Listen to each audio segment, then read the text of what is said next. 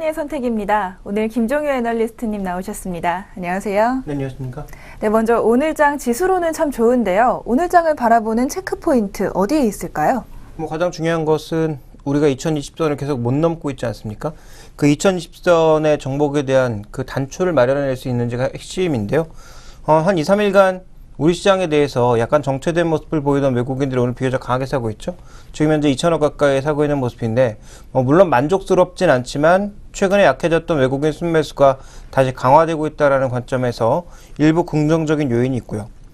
또 내수 관련주들, 기존에 강세를 보이던 내수 관련주들 중에 오늘 고개를 약간 숙이는 종목도 있습니다만 오늘 IT 종목과 자동차 종목과 함께 기존에 움직였던 내수 관련주들 중에서 모멘텀이 비교적 강한 종목군들은 오늘도 강세를 이어나가고 있는 상황이기 때문에 최경환 노믹스를 포함해서 최근에 모멘텀이 나타나고 있는 종목군들의 지수 대비 수익률 플러스 알파 수익률은 여전히 유지가 되고 있다. 그리고 조금 전에 언급드렸던 것처럼 오늘 외국인들이 이 지수 관련주들을 사고 있다는 것에 주목해 볼 필요가 있을 것 같습니다. 삼성전자, SK하이닉스, LG전자, 그 외에도 여러 가지 IT 대형주들과 함께 자동차 관련주도 사고 있는 모습이고요. 철강주, 대부분의 시가총액 상위 종목이 포함되어 있는 업종은 모두 사고 있는 양상이거든요. 그래서 외국인들이 정말 오랜만에 시가총액 상위 종목군들에 대한 매수를 단행해주고 있다는 관점에서 이런 것들이 이제 내일도 추가적으로 확산될 수 있을지 여부가 중요하고요. 무엇보다 외국인들이 이렇게 주식을 사고 있는 이 시점이 내일 옐런 의장의 여러 가지 발언이 나올 수 있는 자리고요. 또 중국의 GDP가 발표가 되는 자리고요. 굉장히 중요한 맥점에서 외국인들의 선매수를 하고 있단 말이죠. 이런 부분들의 연결이 어떻게 될지, 연속성이 어떻게 될지 여부가 2020선을 돌파하는 데 있어서는 중요한 단초가 될 것 같습니다. 네, 오늘장 이렇게 좀 살펴봤는데요. 잠시 말씀을 해주셨지만 지수 관련주, 최경환 노믹스 관련주 이런 업종들이 오늘 좋은 모습 보이고 있습니다. 업종별로 조금 더 자세히 살펴보겠습니다. 오늘장 업종 동향 좀 특징적인 것들은 어떤 것들이 있습니까? 대표적으로 그동안 약세를 보였던 이 경기 민감주들, 그리고 수출 관련주들의 움직임이 나타나고 있다는 점이죠. 화학업종, 증권업종, 전기전자 업종이 강세를 보이고 있고요.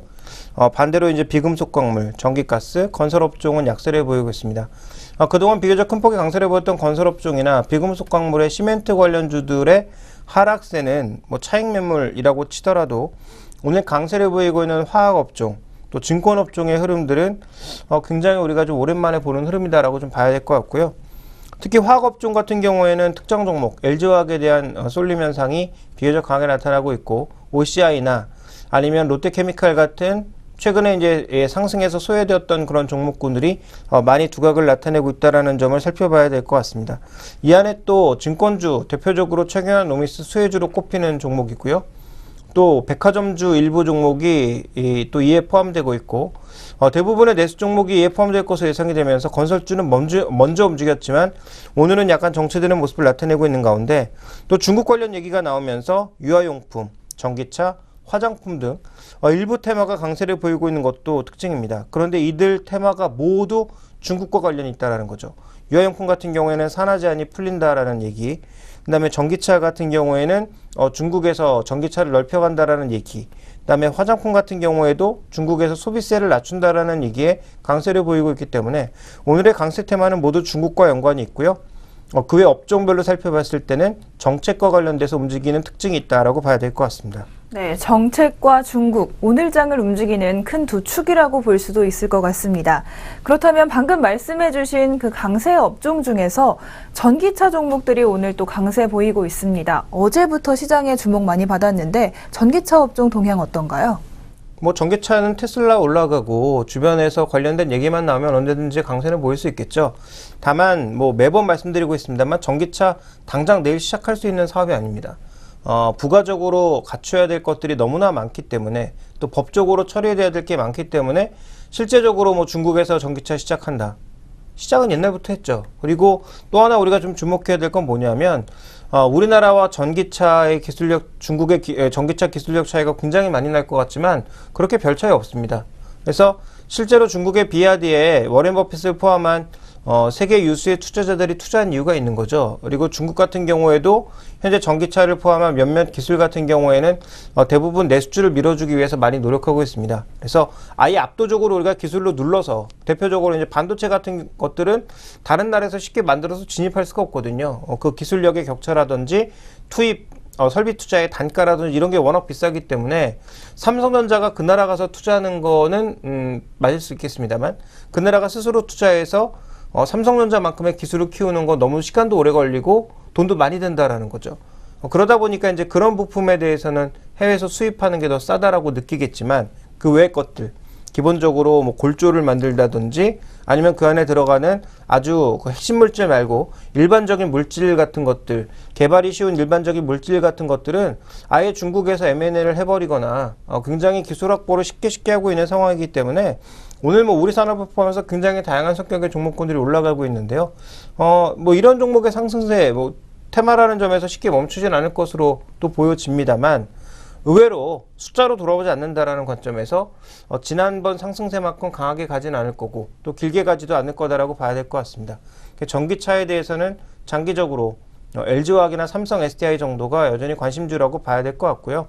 다만 이 두 종목도 지금 국산화율이 계속 떨어지고 있거든요. 안에 들어가는 내부 소재 중에서 양극 소재와 분리막까지는 우리나라에서 이제 거의 개발이 끝났는데 음극 소재 같은 경우에는 여전히 전량 거의 수입하고 있는 상황입니다. 일본 쪽에서 전량 수입에 의존하고 있는 상황이기 때문에 이 핵심 소재에 대한 개발이 이루어지지 않는다면 제가 보기엔 여전히 전기차 배터리 시장에서 우리가 1위를 차지한다고 하더라도 제대로 된 일은 아닌 거죠. 계속 무언가 좀 비어있는 1위가 될 가능성이 높다라는 관점에서 음극 소재 개발에 따라서 우리가 좀 더 배터리의 단가도 낮추고 기술력도 높일 수 있는 그런 근거를 빠르게 좀 마련해야 되겠고요. 그런 것들이 마련되지 않는다면 뭐 1위, 2위를 차지한다고 하더라도 전 세계 배터리 시장 1, 2위가 어떻게 보면 좀 속빈강정이 될 가능성도 있다라는 점에서 이런 부분도 살펴보실 필요가 있겠고요. 어쨌든 전기차가 크게 확대되는 빠르면 내후년 정도의 시점에서는 삼성 SDI가 중대형 전지의 매출 증가로 인해서 새로운 주가를 맞이할 가능성은 높고요. 또 제일모직과의 합병에 따른 긍정적인 효과도 나타날 수 있기 때문에 삼성 SDI와 LG화학에 대해서는 그나마 장기적으로 긍정적인 의견을 밝히고 있습니다. 네, 전기차 종목들 계속해서 좀 꾸준히 시장의 주목을 받고 있지만요. 좀 정말로 기술력이 있고 장기적으로도 성장성이 있는 종목에만 조심하시면서 투자하셔야겠습니다. 그렇다면 다음 업종 한번 살펴보겠습니다. 오늘 강세인 또 증권 업종, 최경환 노믹스의 수혜주라고도 말씀을 해주셨는데요. 증권 업종의 강세는 또 우리가 어떻게 바라봐야 할까요? 최근에 이제 기관 투자자들이 아주 적극적으로 매수하고 있거든요. 증권업종의 실적이 좋아졌느냐? 그렇지 않습니다. 여전히 증권업종의 실적은 별 볼 일 없고요. 다만 이제 최근에 가장 먼저 지금처럼 증권업종이 전부 올라오기 이전부터 움직였던 대표적인 종목군들이 미래에셋증권, 그다음에 메리츠증권, 그다음에 또 하나가 한국투자증권 정도가 이미 강세를 미리 보이고 있었는데요. 이들 업종은 약간의 개별적인 모멘텀들이 있었죠. 뭐 ELS라든지 뭐 다른 쪽의 수익성이 좀 확대되면서 또 펀드 시장에 어느 정도 좀 돌아서는 모습을 보이면서 강세를 보인 것이고요. 메리츠는 개별 모멘텀으로 움직였고 한국투자 같은 경우에도 이렇게 펀더멘탈적인 요소가 약간 섞여 있었지만 개별 모멘텀에 의해서 움직였다라는 성격이 강합니다. 그러면 이들이 먼저 움직였는데 그 이후에 이제 증권업종 쪽으로 매기가 쏠리면서 대우증권, 현대증권, 뭐 대신증권 가릴 것 없이 모두 올랐단 말이죠. 물론 유지투자증권처럼 특이한 종목군들은 이틀째 급락을 하고 있습니다만 대부분의 증권주들이 강세를 보이고 있는 가장 큰 이유는 저금리에 대한 수혜주라는 거죠. 그러니까 8월 달에 지금 시장에서는 금리 인하를 거의 기정사실화하고 있는 상황이고요. 그 다음에 기업금융이 앞으로 커질 거다. 기업금융이라는 게 뭡니까? 그러니까 사내 유보금을 이용을 해서 뭐 무상증자를 한다든지 아니면 이 자금을 가지고 자사주 매입을 한다든지 배당을 준다든지 이런 것들이 이제 그 기업금융의 일부거든요. 근데 기업금융을 누가 합니까? 이거 은행이 할 수 없는 일들이거든요. 결국 이것들을 증권업종이 맡아서 하게 된다면 증권업종의 수익성이 그만큼 좋아질 수 있는 거죠. 최근에 증권업종은 주식, 채권을 합친 게 증권인데 주식으로는 거의 돈을 못 벌고 대부분 채권 쪽으로 돈을 벌고 있습니다.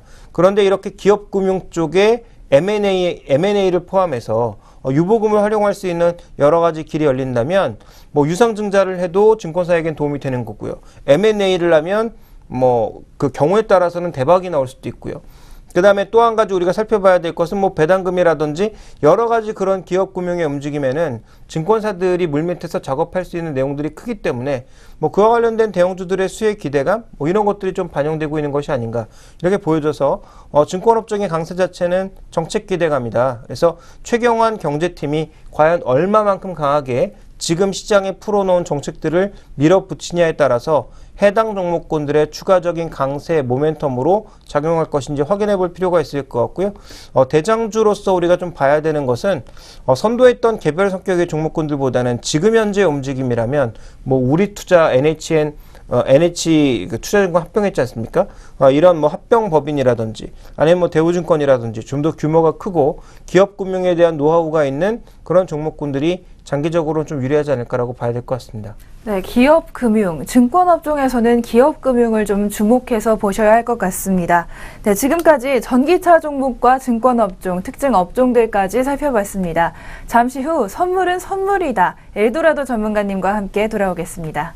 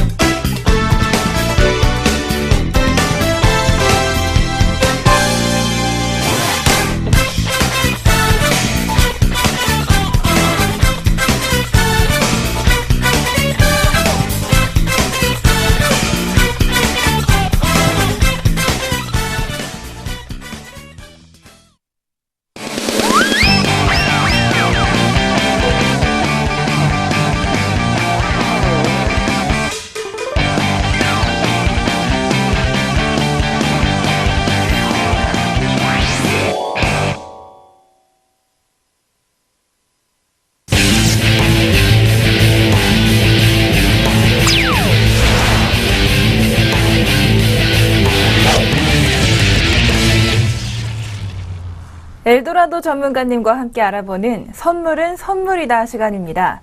선물 투자가 여러분께 정말 선물을 받은 것처럼 좋은 일이 되길 기대하면서 오늘도 시작하겠습니다. 엘도라도 전문가님 안녕하세요. 네, 안녕하세요. 네, 먼저 오늘 미국 시장, 전일 미국 시장은 정말 탄력이 좋았습니다. 우리나라도 그 영향을 받아서인지 외국인들의 순매수가 강화가 되고 있는데요. 오늘장 어떻게 대응하셨나요? 네, 처음에는 상승이 좀 과다하다 싶어서 매도로 대응했지만 바로 생각을 바꿔서 매수로 전환시켜가지고 수익으로 전환을 시켰습니다. 네, 그렇다면 오늘 시장의 수급 동향 어땠습니까? 네, 현재 외국인이 상당히 강한 매수세 보이고 있고요. 현물 쪽은 2천억 정도, 선물은 지금 12,000개 정도, 네, 큰 양을 매수하고 있습니다. 그렇다면 프로그램 매수도 들어오는 걸로 파악이 되고 있는데 차익과 비차익 좀 나눠서 설명을 해주신다면 어떤 점을 우리가 볼 수 있을까요? 네, 지금 양쪽 다 매수가 들어오고 있는데요. 차익 쪽은 지금 한 100억 정도, 비차익은 네, 지금 800억 정도, 상당히 큰 양이 매수로 들어오고 있어요. 네, 그렇다면 현물과 풋, 콜 옵션 이런 동향들은 어떻습니까? 네, 그것도 외인들은 지금 콜 매수량이 41억, 그에 비해서 개인은 콜 매도량이 68억, 이런 식으로 개인은 일방적인 하방 방향으로, 외인은 지금 일방적인 상승 방향으로 아주 공격적으로 서로 지금 배팅을 하고 있습니다. 네, 그렇다면 오늘도 에도라도 전문가님과 좀 선물 투자에 대해서 좀 초보적인 것부터 한번 알아보겠는데요.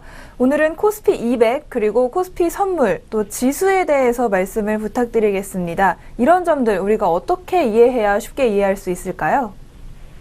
네, 선물과 옵션의 기초 자산이 이제 코스피 200 지수죠. 만기에 결제를 할 때 코스피 200 지수와 이제 비교를 해서 그 종가로 결제가 되는데요. 그렇기 때문에 선물과 옵션에서 코스피 200 지수가 계속 같이 거론이 되고 있습니다.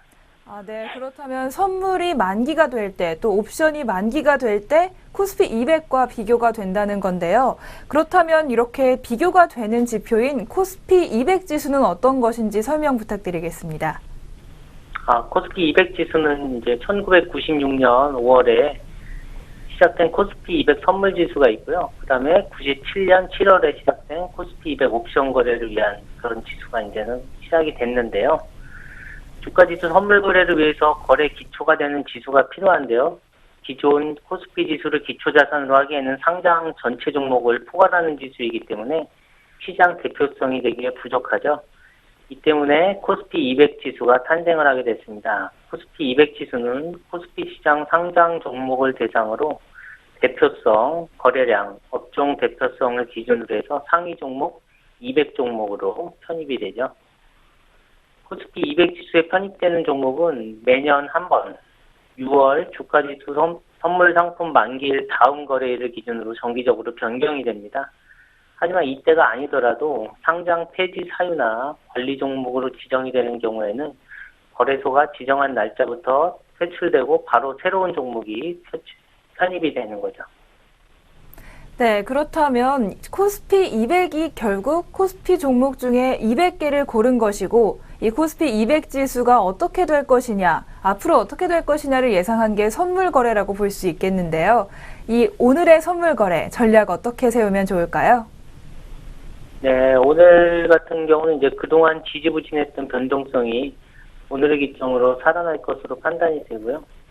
추세 매매를 계속 이어가야 되고요. 그 부분이 이제 계속해서 지켜진다면 수익은 크게, 손실은 적게 보는 매매가 계속 이어질 수 있겠습니다. 네, 오늘도 이런 전략으로 회원분들께 좋은 투자 이어주시길 바라겠습니다. 오늘 좋은 말씀 고맙습니다.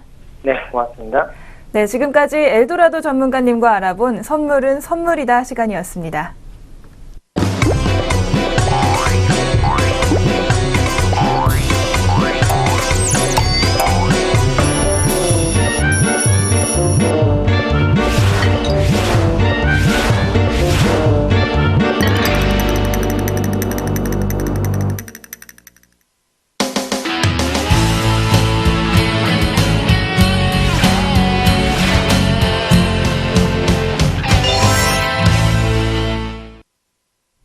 다시 스마트머니의 선택입니다. 오늘의 이슈 하나씩 살펴볼 텐데요. 먼저 많은 분들 관심 갖고 계시는 바로 옐런 의장의 오늘 그리고 내일로 예정된 의회 연설이 예정돼 있죠. 이 점에 대해서 알아보겠습니다. 옐런의 상원 증언이 바로 현지 시간으로는 오늘, 그러니까 우리나라 시간으로는 오늘 밤과 내일 사이에 이루어질 텐데요. 이 증언을 앞두고 시장 분위기를 한번 알아보겠습니다. 네, 애널리스트님, 시장은 지금 어떻게 반응하고 있나요? 한마디로 쉬어간다라고 보시면 될 것 같습니다. 주식시장은 강세로 반응했지만 강세로 반응한 이유는 실제 실적 때문이었고요.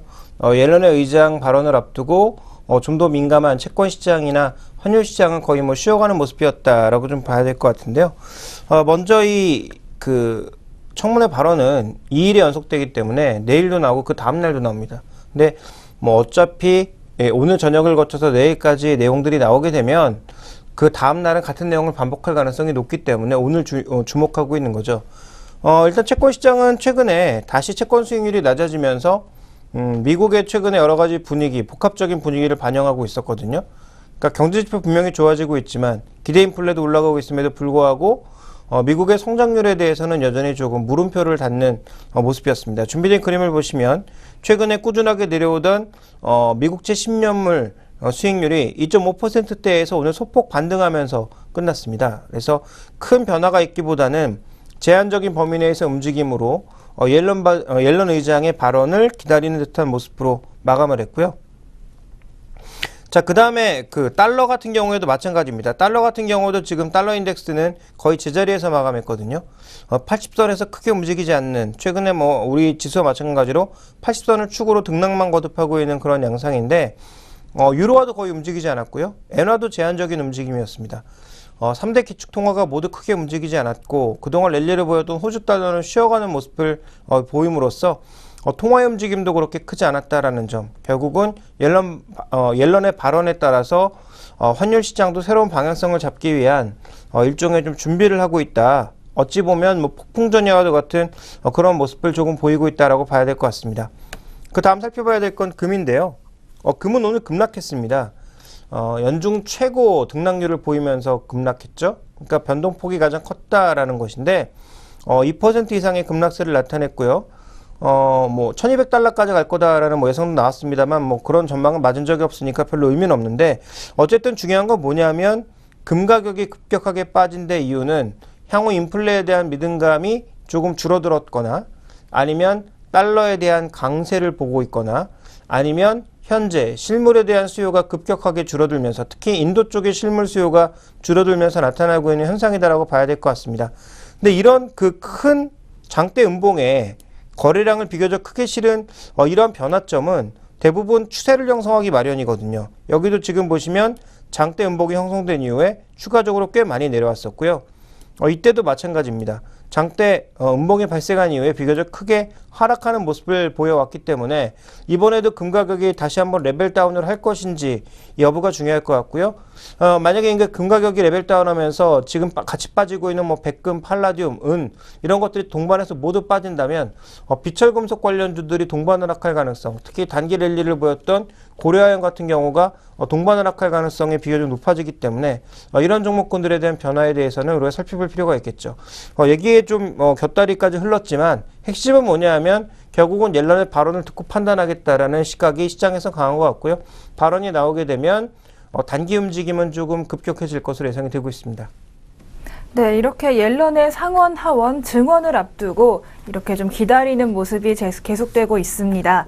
그렇다면 다음 이슈로 한번 넘어가 보겠습니다. 오늘 미국의 경제금융 전문 사이트죠. 마켓워치에서 신흥국에 대한 주식 투자를 늘리는 것이 좋다, 이런 의견의 칼럼이 나왔다고 하는데요.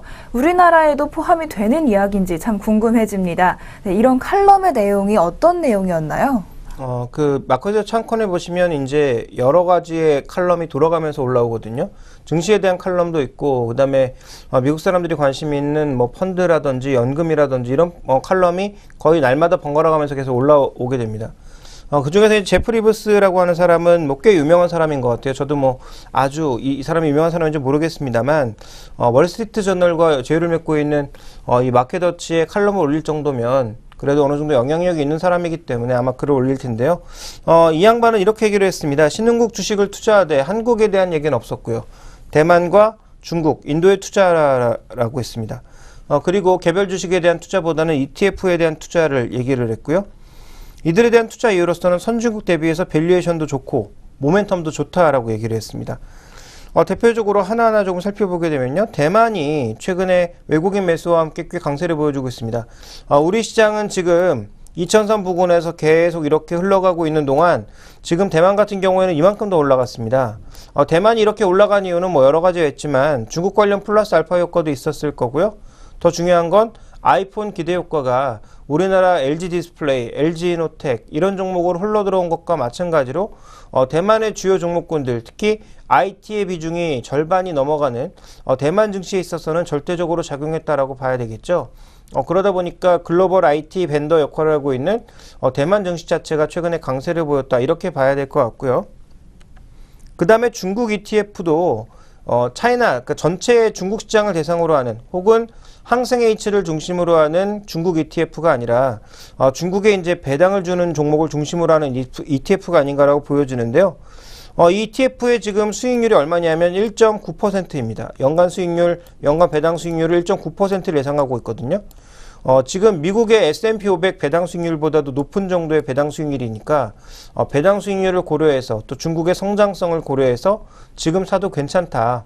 그리고 이 ETF 같은 경우에는 중국 금융에 대한 노출도가 30%도 안 된다라는 얘기를 하고 있습니다. 그래서 우리나라에서도 아마 외국인들이 이렇게 좀 배당과 관련된 이슈에는 점점 민감해질 가능성이 있기 때문에 이 얘기도 충분히 우리가 좀 새겨볼 만한 그런 내용이라고 보여지고 있고요. 자, 그 다음에 인도의 어닝펀드라고 있는데요. 이 ETF에 대해서 또 투자할 것을 공고했는데 제프리 부스 본인도 인도에 대한 투자의 위험성을 동시에 얘기를 하고 있습니다. 인도가 지금 실물이 따라오지 않고 기대감으로 모든 금융시장이 올라가고 있다는 점을 인정하면서 향후 변동성이 있을 수 있지만 인도 쪽에 있어서도 정책 기대감이 여전히 큰 상황, 그리고 실제로 인도 기업들의 투자, 그리고 해외 자금의 유입도 빠르게 진행되고 있는 상황이기 때문에 이런 점들을 뭐 종합적으로 본다면 인도 쪽에도 투자하는 것이 좋겠다, 이렇게 얘기하고 있는 거죠. 그래서 한국에 대한 언급은 없었고요. 이머징 마켓에 대해서는 주로 대만, 인도, 중국에 대한 투자를 권고하고 있다는 점. 그렇다면 결론적으로 외국인들의 시각은 아직 한국에 대해서는 그렇게 뜨겁지 않다. 다만 뭐 한국 증시가 워낙 외풍에 잘 흔들리고 있고 최근에 제2기 경제팀의 얘기가 여러 가지가 쏟아져 나오고 있는 만큼 이와 관련된 종목군들에 대한 랠리는 지수와 상관없이 이어질 가능성이 있다. 이렇게 좀 요약해 볼 수 있을 것 같습니다.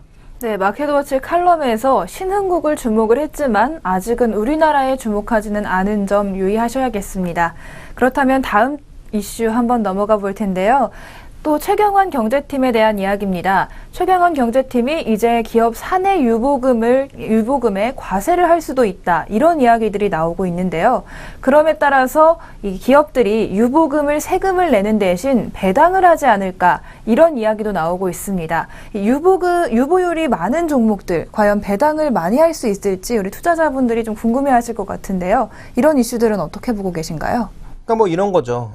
지금 다 빚쟁입니다. 국가도 빚쟁이고요. 개인도 빚쟁인 상황이죠. 그런데 기업만 지금 현금 부자거든요. 물론 기업도 전체 기업이 아니라 뭐 삼성전자나 현대차 그룹을 포함한 일부 기업만 해당하는 것이긴 합니다만 어쨌든 이렇게 현금 부자인 기업들이 돈을 써야 된다. 그리고 기업들이 굉장히 이 경기 위축 상황에 맞추어서 현금 유보를 많이 시켜놨기 때문에 이 돈을 시중으로 풀어야 결국은 돈이 된다라는 거죠. 이 돈을 풀기 위한 방법으로 이제 정부가 내놓은 해법이 여기에다 세금 물리겠다라는 건데 기업 입장에서는 가장 아까운 돈이 세금입니다. 차라리 손실을 보는 건 괜찮죠. 투자를 해서 손실을 보는 건 괜찮은데 정부에 세금 내는 게 기업 입장에서 가장 아깝거든요. 그러면 유보세를 얼마나 물리냐에 따라서 조금 달라지긴 하겠습니다만 만약에 조금 과중한 세금을 물리게 된다면 놔두는 것보다 어떤 식으로든 투자를 하는 게 낫지 않겠습니까? 근데 중요한 건 투자를 하는데 한국에 투자하는 게 도움이 될까요? 해외에 투자하는 게 도움이 될까요? 국내에 지금 투자를 할 수 있는 게 별로 없습니다. 규제에 묶여 있거나 아니면 추가적으로 투자해 봐야 다른 경쟁사들이 충분히 있는 그런 상황들, 또 내수 수요가 늘지 않은 상황에서 공급만 늘려봐야 설비 투자 압력만 높여봐야 아무 소용이 없거든요.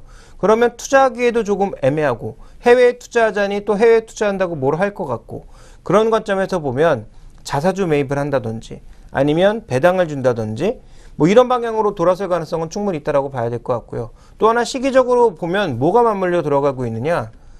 3세 경영으로 넘어가고 있지 않습니까? 3세 경영으로 넘어가고 있는 상황이기 때문에 이 3세 경영은 기존에 이제 2세 경영, 뭐 지금 이건희 회장이라든지 정몽구 회장이라든지 이 2세대와는 조금 다른 게 이때는 편법, 온갖 뭐 탈법 편법을 써서 상속과 증여를 했습니다만 이제부터는 그게 불가능해진다는 얘기죠. 우리나라도 이제 많이 클린화되었고 물론 아직 뭐 어두운 부분이 많이 있겠습니다만 예전에 비해서는 많이 클린화되었고 실제적으로 뭐 인터넷을 통해서 정보가 워낙 빠르게 공유되고 있는 상황이기 때문에 어설픈 그런 증여나 상속을 시도하다가는 이제는 뭐 반드시 걸리게 되어 있죠.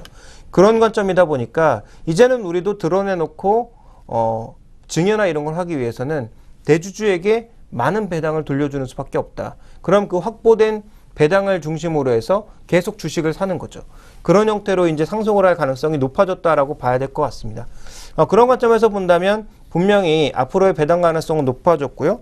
그와 관련돼서 유보율이 높은 종목군들이 뭐 태광산업, 그다음에 롯데그룹, 삼성화재, 삼성생명, 영풍그룹, 남양유업, 네이버, 현대글로비스, SKCNC 같은 종목군들이 여기에 포함되어 있거든요. 이 기업들의 유보율은 엄청나게 높습니다. 몇천 %를 가지고 있거든요. 그러니까 자본금 대비해서 그만큼 현금 돈을 많이 쌓아두고 있다라는 얘기인데 이 돈을 만약에 투자 쪽으로 돌린다면 투자와 관련된 수혜를 생각해 볼 수가 있겠고요.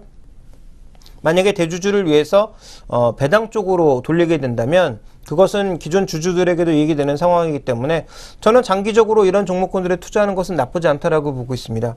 그중에 우리가 핵심 종목으로 봐야 되는 것은 현대글로비스나 삼성생명, SKCNC처럼 지금 각 그룹사의 3세 경영의 핵심을 될 수 있는 그런 종목군들을 주목해 봐야 된다는 거죠. SKCNC, 삼성생명, 현대글로비스 모두 각 그룹사의 다음 세대 경영에 있어서 핵심 지분 종목들입니다. 그래서 이런 종목군들이 향후 배당을 확대하거나 배당을 많이 받거나 둘 중에 하나가 될 가능성이 높다라는 관점에서 주목해 보실 필요가 있을 것 같고요. 배당이라는 게 뭡니까? 지금 현재 그 1년 이자율이 2% 초반을 기록하고 있거든요. 근데 시가 배당률이 예를 들어서 2.5% 정도만 되면 또 정부에서 배당과 관련된 세금을 줄여주면 대부분의 부자들이 뭐 할까요? 배당 많이 주는 종목으로 결국은 돈을 투입할 가능성이 높다라는 거죠. 왜? 은행에다 예금해 놓는 것보다 이게 더 현실적으로 이익이 높으니까요. 그리고 이 주식시장에서는 자본 이익이라는 것도 있으니까 물론 자본 손실도 있을 수 있지만 길게 가면 계속 그 배당금 투자로 주식을 더 살 수 있거든요. 그러니까 그런 관점에서 봤을 때 제가 보기엔 앞으로 배당 투자가 늘어날 가능성이 높고 그와 관련된 종목으로서는 아무 종목을 고르는 것보다는 지배구조의 핵심에 놓여있는 그런 종목군들을 골라가는 것이 투자 전략의 핵심이 되지 않나라고 보여지고 있어서요. 이들 종목에 대한 관심이 필요하다라고 말씀드리겠습니다. 네, 우리 주식시장에 큰 상승 동력 없는 상황에서 배당에 많은 주목 모아지고 있었는데요. 이번에도 정부 정책과 관련해서 또 3세 경영 승계와 관련해서 배당이 또 한 번 주목받고 있습니다. 저희 지금까지 오늘의 이슈 알아봤고요. 잠시 후 종목 신호등 시작하겠습니다.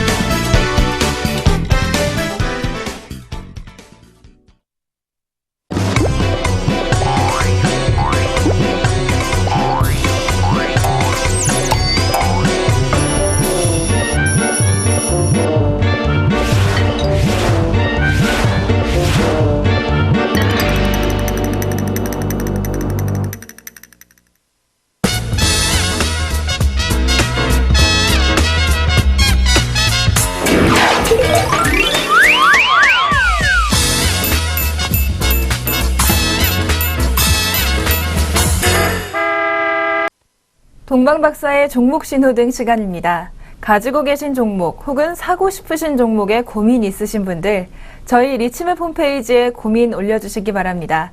그렇다면 바로 이 시간에 동방박사 최병훈 전문가님께서 종목에 대한 상담과 함께 종목 신호등을 켜주실 겁니다. 오늘도 동방박사 최병훈 전문가님 모셨습니다. 안녕하세요. 네, 안녕하십니까. 동방박사 최병훈 전문가입니다. 네, 먼저 오늘도 좋은 말씀 부탁드리겠고요. 첫 번째 종목부터 질문 드리겠습니다. 시청자분께서 포스코 ICT 질문 올려주셨습니다. 코스닥의 대형주고 그리고 또 이제 많이 빠진 바닥권이지 않을까 생각하셔서 어제 7,800원에 30% 매수하셨다고 하는데요. 이제부터 본격적으로 오르지 않을까 기대하고 계시고요. 또 실적은 개선되고 있는지 궁금하다고 하시네요.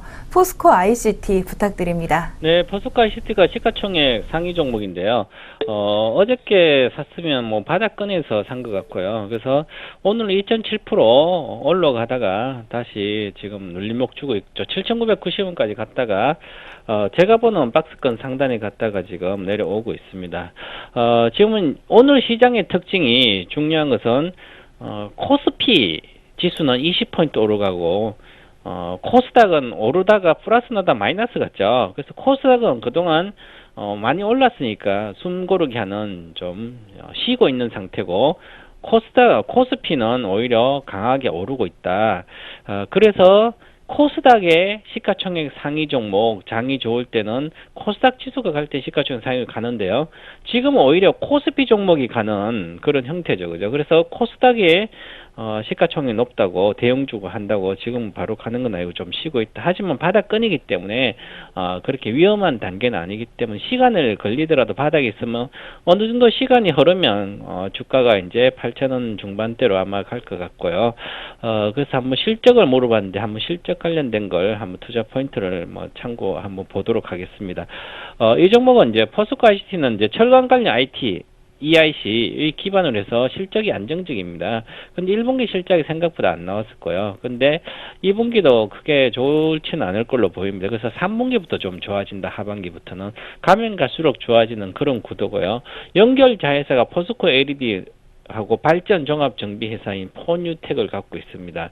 그래서 향후에 이제 주로 이 포스코 ICT는 스마트 그리드라든지 ESS 에너지 저장 장치 이쪽에 상용 제품을 뭐 한국전력이나 일본에 공급한 경력이 있고, 그 다음에 이제 중국 진출을 이제 확대하고 있는 상태입니다. 그래서 중국 진출 확대에 대한 수혜를 받을 걸로 보이고요. 그래서 실적은 뭐 향후에 가면 갈수록 좋지 않겠나 이렇게 보여집니다. 그래서 올해는 EPS가 390원인데 내년에는 430원, 한 10%씩 이렇게 증가될 걸로 보이고요. 2016년 본격적인 성장을 한다. 이렇게 봐서 실적은 개선되고 있으니까 바닥권에 주가도 왔으니까 큰 문제는 아니다 이렇게 보고요. 목표가를 참고를 이제 차트를 보고 한번 말씀을 드리겠습니다. 목표가는 지금 현재 이게 주봉인데요. 주봉을 봤을 때 중심선은 8,300원이고요. 여기는 8,300원이고 그 다음 여기가 8,700원 정도 됩니다. 좀 내려갔으니까. 그래서 박스권에 왔기 때문에 이렇게 오면 기술적 반등을 해준다. 그래서 8,300 내에 가서 놀다가 다시 8,800원까지는 충분히 갈 수 있다. 아직은 이제 기관들 수급이 안 들어오고 있기 때문에 기관들의 매수가 들어온다면 쉽게 여기까지는 박스권 상단까지 보면 된다. 이렇게 볼린저 밴드로 뭐 대박스타에 가르쳐 드렸듯이 볼린저 밴드는 박스권 하단에 왔을 때 또 상단까지 가려는 성향이 있죠. 그렇게 보면 8,700원까지 보시고 손절가는 7,500원, 최저가 7,500원 정도를 지지해 줘야 된다. 이렇게 말씀드리겠습니다. 네, 시청자분께서 가장 궁금해하셨던 실적 정말 좋아질 거라고 예상해 주셔서 참 기분이 좋은데요. 종목 신호등은 어떤 분인가요? 네, 초록 신호등 켜드리도록 하겠습니다. 네, 포스코 ICT 초록 신호등 켜주셨습니다. 안심하시고 가지고 계셔도 괜찮을 것 같습니다. 다음 종목 알아보겠습니다. 다음으로 시청자분께서 올려주신 종목은 바로 Y솔입니다. Y솔 9,000원에 매수하셨다고 하고요. 또 Y솔이 사물인터넷 관련주기 때문에 앞으로의 성장성을 좀 보시고 중장기로 투자하셨다고 하는데요. Y솔 어떻게 보고 계신가요? 자, Y솔은 이제 어떤 회사냐면 스마트폰과 TV에 채용되는 RF 무선 통신이죠. 이 RF 디스크리트 칩하고 모듈을 제조하는 회사고 또한 국내 유일의 SAW 필터 뉴플렉스 제조하는 회사입니다. SAW가 뭐냐면 온도, 압력, 가스, 습도 이런 것을 하는 센서 그 부품을 만드는 회사죠. 그래서 온도, 압력, 가스, 습도 이런 걸 센서니까 결국은 이제 어느 정도 사물 인터넷 관련된 사물과 사물을 연결하는 사물과 인간을 연결하는 뭐 스마트 기가 연결하는 그런 어떤 SAW죠. 그래서 아주 좋은 종목입니다. 그래서 향후에 사물 인터넷이 강화됐을 때 충분히 수혜를 받을 수 있는 그런 종목이죠. 근데 어저께 제가 9천 내에서 단타 경우에 몇 프로 먹는 단타는 매수를 하게 되면 이제 단기적으로 목표가는 9,600-700원인데요. 오늘 9,320원 갖다 내려가고 있습니다. 자, 오늘은 뭐 코스닥이 좀 조정을 받고 있기 때문에 아침 시가 높아서 저도 장중봉수는 9,200-300원 한번 비중을 줄여가지고 다시 보자 그런 상태였고요. 지금 현재 다시 조정을 받고 있는데 8,800원 정도는 지지될 걸로 보이고요. 그래서 박스권 내에 있죠. 그래서 아직은 실적이 오늘도 레포트가 나와서 향후에 실적이 괜찮아진다. 그런데 3분기부터 괜찮아집니다. 실적이. 그래서 박스권에 왔다 갔다 하다가 가을 정도부터 시세가 나지 않을까. 그런 측면으로 보면 될 것 같다. 그래서 목표가를 잡아 드리도록 하겠습니다. 목표가는 주봉상으로 보시면 박스권 하단이기 때문에 박스권 상단까지는 보기 무리가 있고, 그래서 주봉상으로 중심선이 보시면 여기가 1,800원 정도 됩니다. 그래서 1,800원까지 목표가를 잡아 드리고요. 손절가는 8,900원 짧게 잡아 드렸습니다. 8,900원은 지지해 줘야 되지 않겠나, 이렇게 말씀을 드리도록 하겠습니다. 네, 목표가 주봉상의 중간선 정도까지 잡아주셨습니다. 그렇다면 이 종목의 종목 신호등 어떤 분인가요? 현재 가격은 뭐 싸니까 초록 신호등 켜드리도록 하겠습니다. 네, 지금으로서는 초록 신호등으로 조금 더 안심하시고 가지고 계셔도 될 것 같습니다. 마지막 종목 질문 드리겠습니다.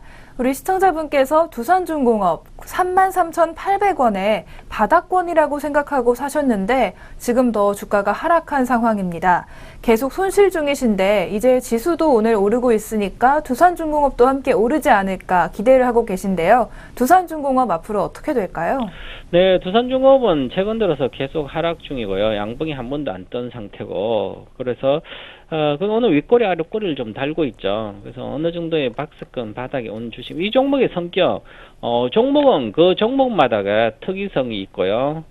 그 다음에 반복성, 그 다음에 동의성, 공변량 법칙이 있습니다. 이렇게 이 종목의 특징적이고 반복적으로 동의적인 보게 되면 결국은 주가는 얘는 많이 빠졌다가 반등할 때는 크게 반등을 하죠. 근데 아직은 빠지고 있고 이제는 더 이상 빠지지 않지만 아직은 가격이 좀 무리다. 좀 시장보다는 후행적이다. 이렇게 보시면 될 거예요. 시장이 지금 코스피가 20포인트 올라가고 있죠. 그 상태에서 아직은 오늘은 기관과 외국인 조금 팔고 있어서 못 가는데요. 다시 추가적인 상승을 지수가 하게 되면 쉽게 반등을 해준다. 그렇게 보이고요.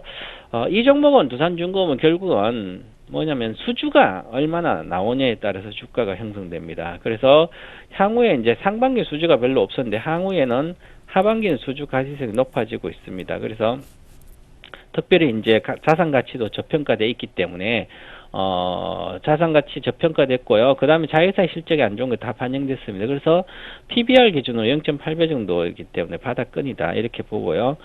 기술적으로 보고 목표가를 잡아드리게 되면 결국은 목표가는 현 상태에서 보시면 지금 단기적으로 거의 볼 필요 없이 좀 주봉상으로 보셔서 중기적으로 끌고 가시면 되지 않겠나. 그래서 37,000원 정도까지는 충분히 갈 수 있다. 추세적으로.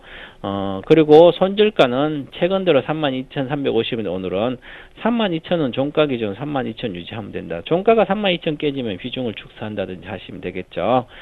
이렇게 해서 편안히 들고 가시면 다시 수익이 날 수 있을 걸로 보여집니다. 네, 우리 시청자분께서 지금 주가 많이 하락하고 있기 때문에 걱정 많이 하셨을 텐데 조금 더 높은 목표가 잡아주셨습니다. 두산중공업의 종목 신호등은 어떤 분인가요? 네, 초록 신호등 그대로 켜드리겠습니다. 네, 두산중공업 역시 초록 신호등 켜주셨습니다. 조금은 더 안심하시고 매수하시고 또 가지고 계셔도 될 것 같습니다. 이렇게 오늘 세 종목 살펴봤습니다. 네, 오늘 좋은 말씀 고맙습니다. 네, 감사합니다. 네, 지금까지 동방박사의 종목 신호등 시간이었습니다.